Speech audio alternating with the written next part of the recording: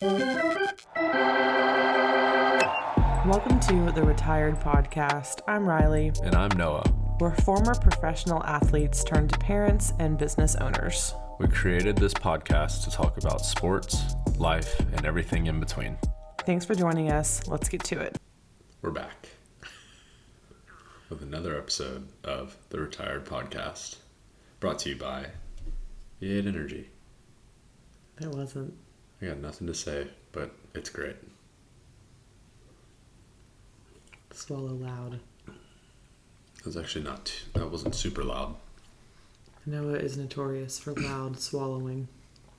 I'm a loud swallower. It's not my greatest trait. I'll admit that. But I've done my best to control it. I just can't. There's nothing I can do about it. It's just the way God made me. Anyways. Today's episode, we are going to talk about slumpage. Everyone's favorite S word. Slumps. Super fun. Slumpy wumpies. We've all done it. We're not proud to say it. All been there. But it's part of the game. What are you going to do? I don't know. So first, let's talk about defensive slumps. Okay. The boring one. The boring one? Yeah, it's just... I guess for infielders, I would call it the yips over a slump. I feel like slump is definitely batting related, but it depends. Yips. I've had some yips defensively. We've seen the yips. We have? You know what play I'm thinking of immediately when I think of your yips? Let's hear it. Okay, so just for reference, Noah's a lefty, so he's limited on positions he can play. Okay. Yep, you nailed it. Especially in the infield, so first base is usually where he played in college, if he played infield. What's the yip?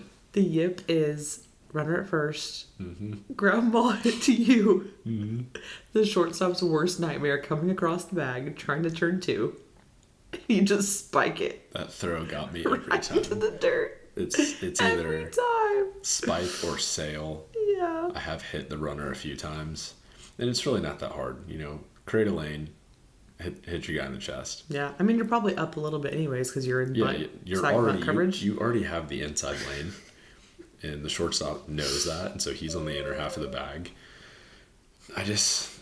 Something about that runner being there. There's nothing worse as a shortstop. You're going full speed Yeah. at first base, and the throw is like 3 feet that way, and you have to lay out for it. Sorry. It's just the worst nightmare. I'm impressed you knew that because, that one got me every time, and that's why I had a very short lifespan as a first baseman in college. But you know what it is? It's not that the runner's there. Like, I can play catch. It's the type of throw that is required on that ball. I feel like it takes finesse. Like, it's not a dart throw, but it's also not like let it eat. Really?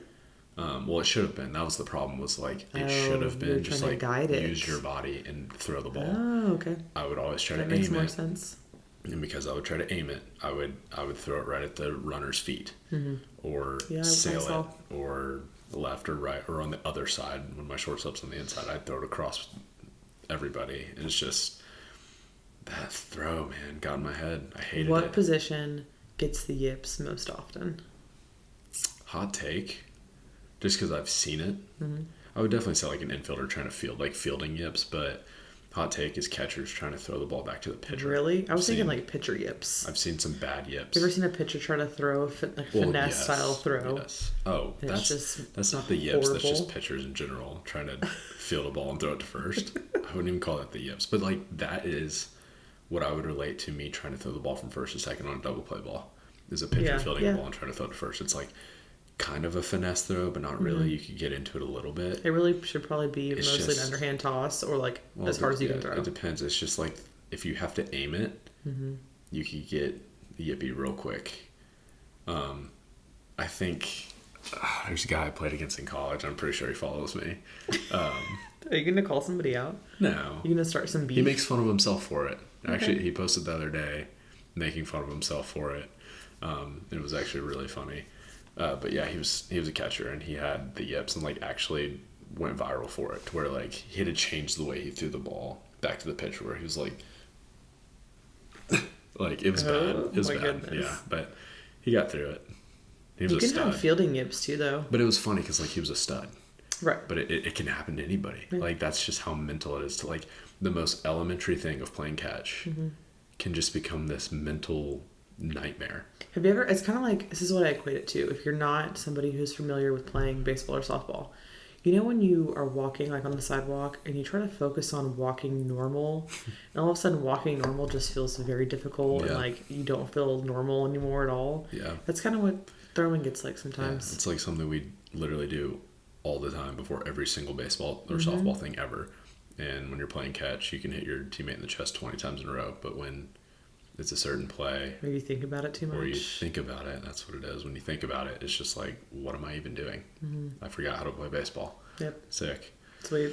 What about you? What's your biggest yippee on defense moment? I think most of my errors on defense were throwing errors. I didn't really make a lot of like receiving errors. Yeah, your hands were sick. But I think you can get the yips on defense, like fielding too. For sure. I think for most people, it's like fear of the ball.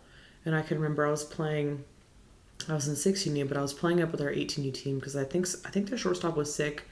Or maybe we couldn't make the tournament. We were in this really big tournament in Colorado. Humble brag. Slight flex. If you are a softball player, you know what the Colorado tournament is. It's one of those staples. The dirt is so hard. We were playing a team called the Sorcerers based in California. And they're really good. You're a wizard. And my left side of infielders will know this. When there is hard dirt and you get a really hard top spun two hopper, if you don't go attack the hop, it's going to eat you alive. And I guess I just hadn't experienced that. Maybe I was just nervous playing up on the 18U team. I don't know. But I got 3 of the same exact ground ball in a row. And all 3 of them hit me in the chin. All 3 of them. What? So after 3 hits, it was bases loaded. Hold on. How are you not bleeding at this point? I mean, I probably was. I think I actually did have some like You hit the chin burns. 3 times in a row. 3. I mean, some of it was like off the chest and then the chin. One was like a direct blow to the chin. I mean, good on you to stay in after the second chin shot. You know, I had no choice. My coach wasn't going to pull me. I'm gonna do I was this supposed to again. just run off the field. Let's run that back. One more chin shot. So after 3, and like this is probably a pitcher's worst nightmare. 3 straight ground balls. Should have been 3 straight outs. Bases were loaded. Yeah. You're welcome, pitch. And then I was afraid of the ball, I think, for a while after that. I could see that. 3 shots If in you the don't chin. go get it, like, I didn't learn drop steps as an infielder until Yeah. pretty much college. So like, I was like, go get it, and I tried, but Oh, so you did try. Like, you didn't sit back on it. no. You went for it. Like and I it went still like got traditional shot. right left field footwork. Yeah. But like I just could not gain enough ground to get the short hop. So it was a tweener every time. It was like one of these, and it just Bam. yeah. That's not fun. Yeah, well, yeah, defense slumps are not fun. I can't say we can relate them to hitting slumps. I think they're 2 totally different things. Yeah. But like, Way easier to get out of. but I almost feel like on defense, it's almost sometimes more embarrassing because it's just defense should be easier than hitting. True. Hitting is everyone knows like it's you're hard. supposed to get out. when you Right, hit. like when you're struggling and you're in a slump, like everyone's like, he's just in a slump, he'll get out of it. Yeah. But like defense is like, okay, You become a liability at that's that 3 in a row. Like, what are we doing? Yeah, it's like when I'm hitting, I have 8 other guys to make up for my slump. Exactly. But I'm on defense, it hurts more. Yeah, that was never fun. That I can think of like all my hitting slumps, besides one very tough one in pro ball, and like that little defensive slump that I had of not being able to make that throw was like harder on my mental than I think any hitting slump I ever went through. It's tough. Absolutely brutal. Yeah. So that's it for defensive slumps. Yeah, those aren't fun. Let's get into some offensive slumps. Let's talk on a more serious note first. Ooh, I want you to tell me, go like transition to your hitting coach mentality here. Let's actually give the people some good information. Put me on the spot. What do you think causes offensive slumps? I mean, obviously there's a ton of answers to that, and it depends who the hitter is. But it's always something mental, I think, for the most part. Now, like, yes, the start of it could be something physical that you're doing wrong. There can always be a swing thing, but like, I've seen guys with bad swings, myself included, like get out of a slump with not even a good swing. But it's when you allow a couple bad swings or bad at bats to start to pile up on you mentally, and you start thinking, oh my God, I'm broke. What am I doing? I forgot how to hit. And then you just go on that roller coaster of emotion mentally where you start losing confidence, and it's just this snowball effect until you're like, there's a hole in my bat. I couldn't hit water if I fell out of a boat. And then you start talking to yourself like that, and then you believe it, and then it's like, wow, what just happened? I feel like that's just the snowball effect of slumps and hitting and confidence loss. It's really easy because hitting's a hard thing to do. So you think it's based in confidence loss? Yeah. I mean, I think that guys who don't get too high or too low can typically, like, even kill players don't stay low for long. And I think that on a more serious note, I think the biggest issue behind slumps and why they happen is because when you're going through them, you start to center the focus on yourself, what you're doing. And I think that for me, and we'll get into it, but the best way that I ever kind of got out of slumps was to like shift my focus to the team, because usually when I was slumping, I was thinking me. Yeah. You know, more focused on what I was doing. And so I usually would have to shift my focus back to, okay, just help the team right here. Like, find a way, even if it's a freaking nubber and I move a runner over. Yeah. Like, I can take that as a small victory. A quab. And yeah, like start stacking up quabs, and eventually like I can go back into damage mentality. But yeah, I know for me personally, slumps were from getting a little bit like selfish mentally, focusing on me, and then over focusing on me once the struggle started, to where it was just me, and it made things worse. Because remember, we're playing a team sport here, even though it's the most individual feeling team sport in the world. That's usually where slumps came from for me. Definitely mental. That's pretty good. Thanks. What about you, Coach? What's your advice? Waiting for you to ask. What's your advice to... What was the question? Where do slumps come from? Why do you get into a slump? Why do you think? So I think most of the time, unless you're kind of an average hitter who just hits like below 300 fairly consistently, I think slumps for above average or slightly average hitters or really great hitters come from expanding the zone. I think it's cyclical. For sure. I think it's, you start hitting really well, usually, you know, for whatever reason, you're just more locked in or whatever, maybe you made a swing adjustment like you were talking about.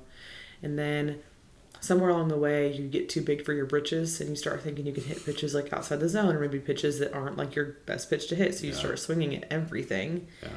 And then your contact starts to suffer, your batting average starts to drop, you start getting out more, and then all of a sudden you're in a slump. And so, and we'll talk about that here in a second, like you were saying, but I think one of the best ways to get out of a slump is to attack strikes. And like get really specific with like, I'm only hitting outside pitches. Yeah. And if the pitcher throws me 3 inside pitches and strikes me out, like I just have to be okay with that. That's a great point. Yeah. I think that is for sure something that, like, if you're a player and you're listening to this and you're struggling right now, check your zone expansion. Where are we at? But on the flip side of that, like, not being afraid to cut the plate in half, you know, or just cut your waist in half and say, I'm looking down or up or one or the other. Because if you're in a slump, odds are you're getting out a lot anyways. Right. So it's like, why does it matter if you just get out in a different way? Try something, you know. But the thing about that, and I've had a moment in my career where I did something like that, is just the commitment it takes. Because it's one thing to say, okay, I'm going to cut the plate in half and just look middle in and only swing at that. Yeah. And it's a whole other thing to actually do that. And like you said, be willing to take 3 on the outer half and not even take the bat off. I mean, it has to be an educated guess, right? Like, you don't want to, if all your teammates are telling you that they're throwing you inside, they're throwing righties inside, you're not going to go up there like, all right, I'm going to hit only outside pitches. That makes no sense. So it has to be educated, but definitely, yeah. Well, and one thing I noticed, like on that note, is when I did do that, and this kind of ties into a slump I had in pro ball, was I was swinging at pitches that I thought were on the strike zone or on the outside corner. And I would watch video and I'm like swinging at balls on the white line. Yeah. And that's just because guys had insane movement. Like the ball would literally start in the middle and end up on the white line outside. And that was tough. And so I'm like, I swear I'm just swinging through it. But then I watched video and I was like, oh, that ball was 3 balls off. And so my coaches were like, hey, cut the plate in half. You're good at inside pitches. You're not touching the outside pitch. Just stop trying and hunt middle in. And so I did that. And at first I kind of like tiptoed into it. I was like, okay, I'll kind of look middle in. Still swinging and missing, still chasing. You got to commit. And then I finally was like, all right, I'm all in on this. If it's not inside half, I'm not going for it. Yeah. But I still would swing at outside pitches thinking that they were more middle. And I'd go back and watch video and I'd be like, wait, that was in the black of the outside corner. But then I'd be hitting it. Like, I'd be smoking it. I was like, okay, so I can't, it's not that I can't hit outside pitches. It's just that I'm not swinging strikes. Yeah. But it took me committing to a big idea like that and being all in on it to actually see improvement. So that's a great point about like getting out of slumps, which we'll get into. Yeah. I feel like we're already in it. Should we just continue? Yeah, I mean, but to your point, like how slumps begin, yeah, I agree. I think it starts with something good, like you're killing it. Yeah, you're just crushing it. And then you just get big and... Yeah, or like, you know, when you hit front toss a lot, or I guess for baseball, like in softball you do a lot of on the field front toss. Yeah. I guess in baseball you'll probably do more overhand. Like the ball, especially in high school and college, the ball tapers off towards the end because it's slow. Like gravity affects it, gravity pulls it down, it tapers off. And if you're so used to hitting home runs in BP, there's a good chance that your sights have just adjusted lower on the ball, even if it's just like 2 centimeters lower on the ball. Yeah. When you're facing pitching in a game that's not tapering off in the end, you're going to start being more underneath it. 1,000%. And so you start to, it's like your swing hasn't changed necessarily, but it's just the sights have changed, and sometimes you do start swinging a little bit big because you're trying to hit it over the fence. So yeah, and if you're a player who absolutely hates or despises machine work, which I did too, that's why your coaches do it. There's less of that drop off when you're hitting off a machine. But to that point, which is, it's not like super on topic, but like especially in higher levels when I was facing guys who had velo and spin rate and all that, it was like I had to think above the ball, top of the ball. Some of my best moments in my career came from when I was trying to hit a line drive off the pitcher's ankles. Yeah. It was like, that wasn't fun. You know, I didn't want to go into the it's box. unglamorous. Ground ball to the pitcher, but like that's what got me doubles and Sweet. homers. So it was cool. And that's actually what got me out of a slump one time because I was in pro ball and guys all had that spin rate. And so like they would literally throw a fastball that out of the hand, I swear. I'm like, that's at my waist. Sweet, let's go. And I watch a video and I'm like 3 feet under it. I'm like, okay, what is happening? And so that's what I did. Back to the idea of just like making a crazy adjustment and being all in. I was like, all right, screw it. I mean, you gotta try stuff. Yeah, so I literally, it was like in pregame, I'm like high tea chopping wood, BP. I was like, I'm living low this entire time. And then I went and had one of the better games. Finally broke out of a slump. I was like, maybe I'm onto something here. And I just kept doing it. And it kept working. I was like, sweet, okay. But what was the topic? Getting out of slumps now? Is that yeah, kind of we can where go we're into at? getting out of slumps. Okay, so in your opinion, and you already kind of alluded to it, what's the best way to get out of a slump? To not get in one. Nice. Just kidding. No, I feel like there's so many variables as a hitter. It's difficult to pinpoint sometimes what's actually going wrong. Like we're talking about, you know, sometimes it's just a decision-making thing, like not swinging at strikes. But usually what I tell my hitters, and this is like my hitting coach brain again, usually tell my hitters, if we can judge our bad contact in a way that's constructive, you can really avoid lots of slumps. Because most of the time slumps are either due to bad habits, which are usually formed like off the tee or front toss, like we were talking about when you're just messing around, not really focused on something. Yeah. Or two, it's not recognizing patterns. Yeah. So I always tell my hitters, and if I went back and played, I would do this to myself too. Every time you make contact and the result of the play is not something you want, it's weak contact usually, or swing and miss, strikeout, that kind of stuff. Ask yourself 3 questions. And the 3 questions are this. Question number 1, did I swing at a strike? And that was kind of my first point I was talking about. Yeah. There's no rule that says you have to swing at strikes, and some hitters do hit balls very well, but statistically speaking, the more strikes you swing at, the more successful you are. It's just the way that it is.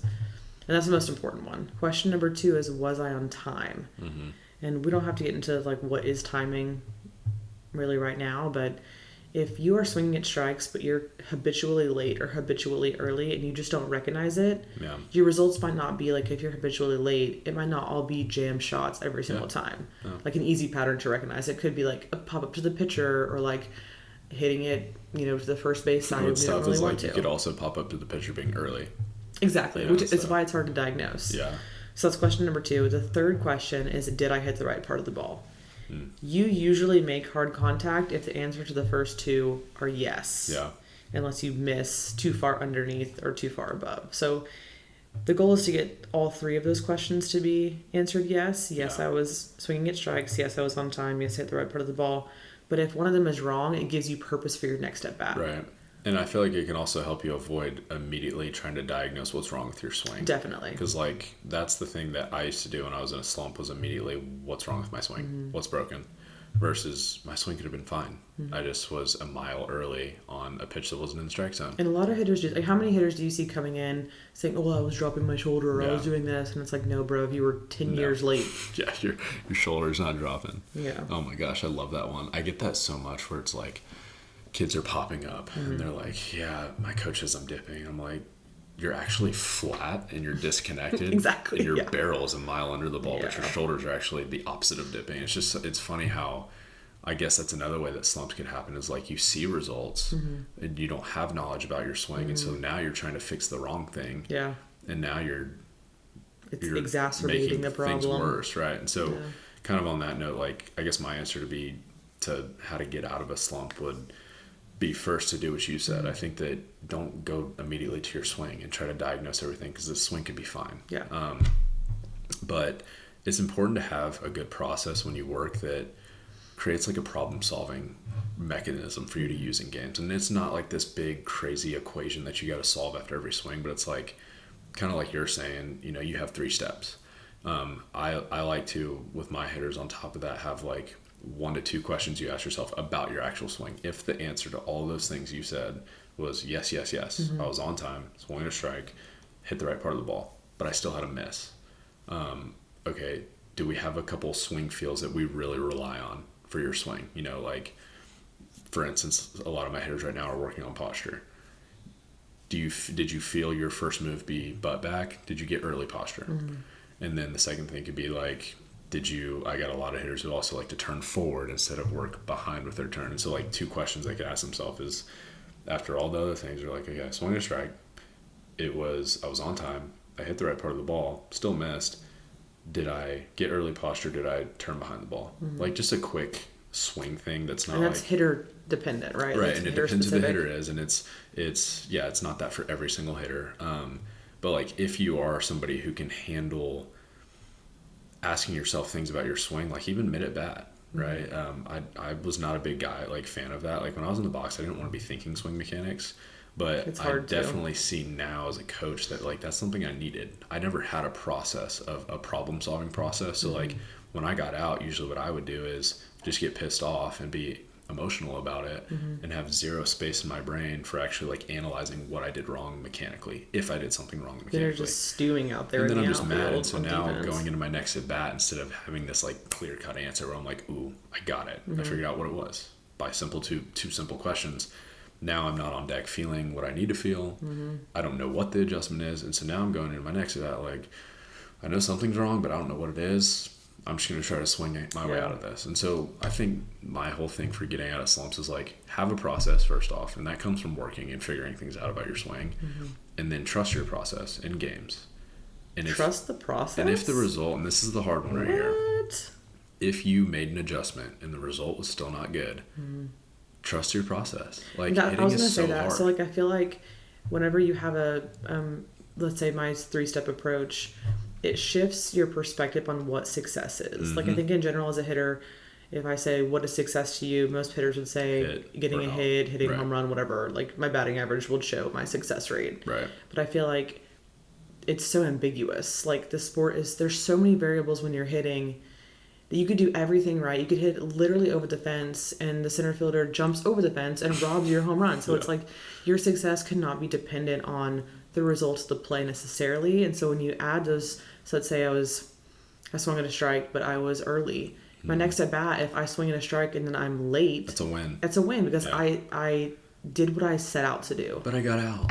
It's a win. Mature hitters will see it and say, I'm one step closer to my next. And not only will they see it as a win, they'll be like fired up about it. They'll be like, let's freaking go. I made an adjustment. And so like on that topic of how this relates to slumping, imagine your confidence as a hitter. I just went 0 for my first 2 and both times I was early, but that third at bat I was late as could be, and I popped up to for me I'm a lefty, so we'll say third baseman. It's like, but I was late. Great. It's an adjustment. And It's, so now it's executing your plan. Now going into my fourth at bat, instead of being like, dude, I'm freaking 0 for 3. And this is what I used to do. I'm 0 for 3. I have to get a hit right here. Yeah. I cannot go 0 for 4. Now I'm pressing. Now I'm stressed. I have no idea what adjustment I need to make because I didn't make space in my mind. You're not thinking proactively at all. Right. And so like back to that problem solver mentality is one, you have to have knowledge of your swing and knowledge of your past results to be able to formulate a solution. But then go and be realistic. Like if you solve the problem but the result wasn't what you wanted it to be, that doesn't mean you failed. Yeah. And when you start to become that hitter who is stacking up small victories via adjustments, your confidence is undeniable because now it's like, okay, I'm 0 for 3, but I felt it that last at bat. Let's go. And then I go into at bat 4 and probably something good's going to happen. And if I stay on track like that long enough, success is inevitable. Yeah. And that right there is 1000% what I preach to my hitters is the reason we work is to have knowledge of our swing so we can have a process so that we can be problem solvers, not panickers. I was a panicker. Definitely. At different times. A good phrase. And so I think that nails it. Like if you want to get out of a slump, and we'll talk about the funny things that we've done to get out of a slump, the most outrageous things, but like everything we just laid out, like those are the things, if you're truly struggling, start with that. Stack small victories, but first you have to have knowledge about your results and your swing. And just because you're analyzing something doesn't mean you have to be over micromanaging and like so nitpicky. It's just like, just look at the basic facts of what you're seeing, take in that knowledge, and try your best to do something different. If you are in a slump right now and you do not feel like you have any answers whatsoever, you feel totally lost, DM us some of your video. Yeah. And we'll take a look at it. At Riley Sarton for me. At Noah_Vaughn11 for me We'll on take Instagram. a look at it. If you have nobody in your corner to kind of help you with it, or you don't trust maybe the people that are trying to help you, we can help you out. Send us some videos. We'll do our best. And here's the last thing I'll say on that like problem solver mentality thing. Like once you find your answer, you're like, hey, I've been early 3 times in a row.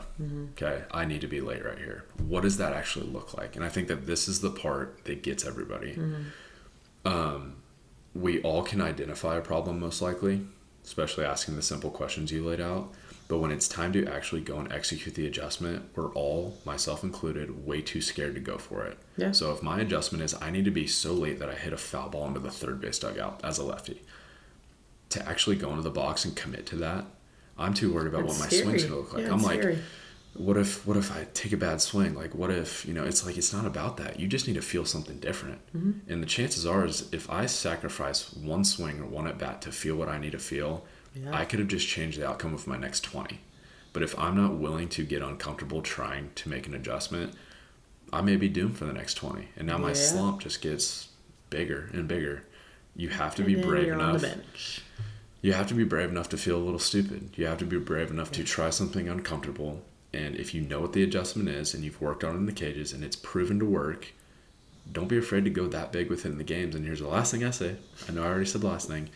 In the games, if your bad habits are more likely to be greater, which they always are because the game is more sped up and there's more emotion, your adjustment and your thought for that adjustment also needs to be greater. Yeah.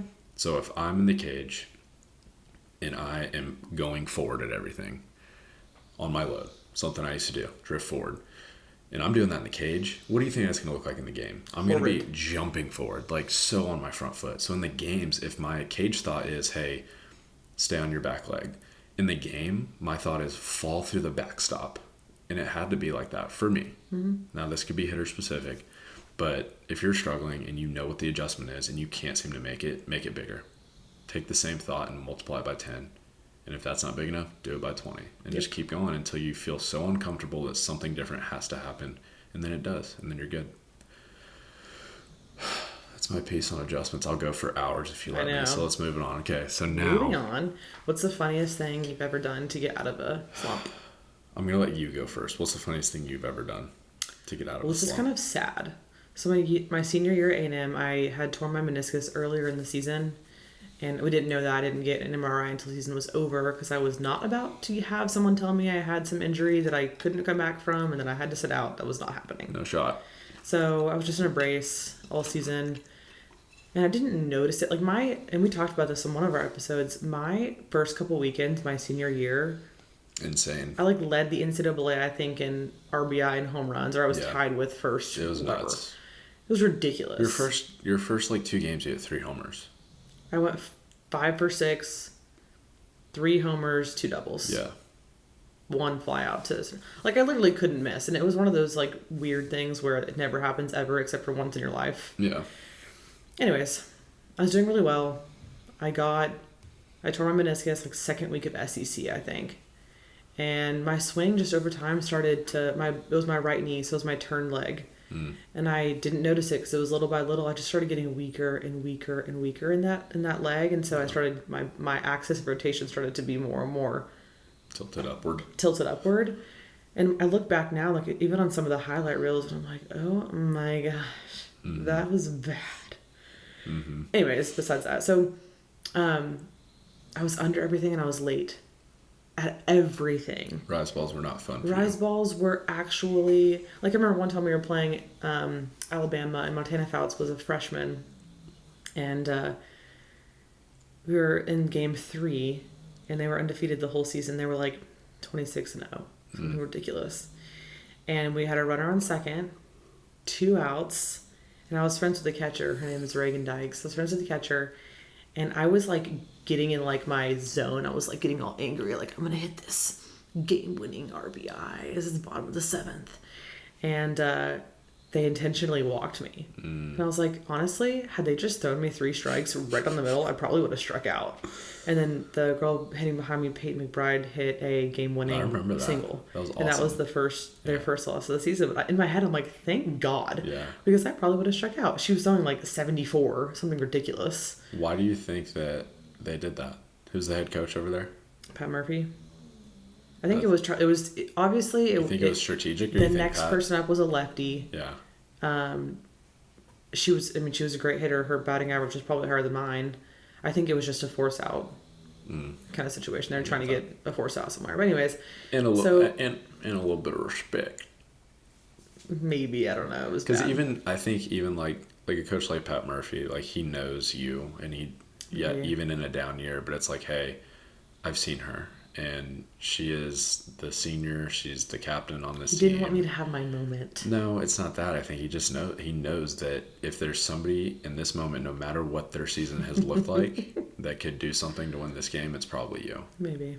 And I think that he would probably say that. Well, I dodged a bullet with that one. Shout out, Pat. Thanks, Pat. But I remember thinking I was just so weak, and they gave me, this is so embarrassing. So in college softball, the maximum drop you're allowed to swing is a drop 8. So the longest bag you can have is 34. Largest drop you can have is a drop 8. In practice, I would swing a 34 drop 8. In games, I swung a 34 drop 9. Drop 9. I was swinging towards the end of season a 31 drop 10. What? Just to try to get like any kind of contact whatsoever. Wow. And again, like it was lack of knowledge on my part of understanding my swing. Had I just fixed my tilt, I would have been totally fine. Because you were probably from being uphill super long and disconnected. Late and underneath. Yeah. Right? It's like a total typical sign of being, posture turned too far down. Yeah. And I remember thinking, this is the most embarrassing thing ever. So that's what I tried. It didn't work, but that's what I tried. Kind of sad. That's not that embarrassing. That's sad. I thought you were going to say something like crazy, like... I mean, you change your superstitions sometimes, but like nothing crazy. I didn't do anything weird. I've kind of already touched on this in the superstition video, but what's your weirdest? I was changing my food routines because I was a very big food superstition guy. So I was like, my 2 chocolate chip cookies from Subway aren't doing it. I'm going to Potbelly. Clearly, it's Subway's fault. I'm going to Potbelly. They have good cookies too. God, my craziest thing to get out of a slump. It depends what slump. Like, I never really did anything outrageous in college. Lame. And like I had shorter slumps in college because I was better about my confidence. Metal bats probably make it easier too. Yeah, but I also think, like, back to what we talked about at the beginning, in college, anytime I was in a slump, it was because I was expanding, and so I knew that about myself, and so when I started slumping, I would just kind of tighten things up a little bit. So I didn't need like some crazy superstition to help me out, but in pro ball, there wasn't anything I don't think that could have made me hit better in pro ball. It was rough. God, what are some crazy things? So you don't have any crazy ones? I mean, Well, okay, here's kind of like the biggest, it was a swing change, but it was a total shot in the dark. It wasn't like a strategic, I've been working on this swing change. I was hitting so bad in pro ball, and this is after, so my first year I get drafted and I go to short season after getting drafted, which is like not a big deal. It's still single A. It's still like one of the lowest levels of single A, but it's not rookie ball. And so if you're a new draft guy and you get sent to short season, which no longer exists anymore, it feels like a little bit of a win. It's like, okay, they're not going to leave me here in rookie ball to like figure it out with all the younger guys, maybe some high school guys. Like they see promise in me, and I'm going, so I'm on my way. And I sucked. I did horrible. It's awful. That's not true. The first weekend I went up there, you hit a bomb. Okay, I got off to an okay start, but short. When did you come up though? I don't feel like you came up until I got drafted in June. Yeah, you were there in July, or maybe Well, that was after a month of suckage. No, I was there. It was like one of the first weekends home. Okay, well, whatever. Anyways, so I got sent to short season. I played my whole first season in short season. It was only like a short season because that's after it starts in June. Clever. But then my following year, my first full pro season, I started in short season again, same place that I was all last year. On year 2, going back to short season is not what you want. That was bad. But a lot of your draft class did. There was a few of us. I would say 25% of us, unless they were like Dominican guys or high school guys that were there last year and just needed another year. But anyways, I went back to short season, and I kind of saw that coming. I was like, I wouldn't move me up either. I just hit 180, it was actually no, I hit 200 like on the dot that first season. But anyways, so I go back to short season, and this is where things get rough, and I'm struggling again. And so they move me from short season back to rookie ball. So this is season 2 of pro ball, and I'm being demoted from pretty much the lowest of the low. This was the same time of my story just now too. Yeah, it was tough. It was this tough was times the same for us. time It was tough that times I was for us. swinging a 31 drop 10. All we had was each other during these times.